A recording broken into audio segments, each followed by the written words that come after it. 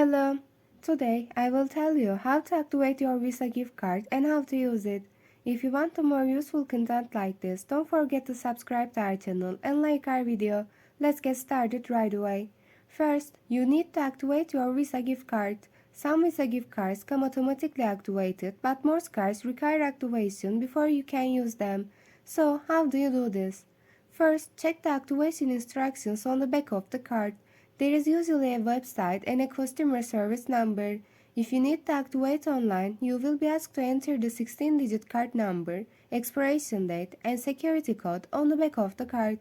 To activate by phone, call the customer service number on the back of the card and follow the instructions on the voice response system.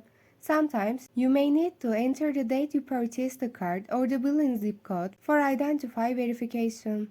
Once you have activated your card, you can shop. So, how do you use your Visa gift card? A Visa gift card works like a regular debit card and can be used anywhere Visa is accepted. When using the card in stores, you can use credit or debit card option. However, if your card balance is less than the purchase amount, you may need to complete remaining amount with a different payment method. For online purchases, you can use your card like a credit card. You can make payment by entering your card number, expiration date, and security code.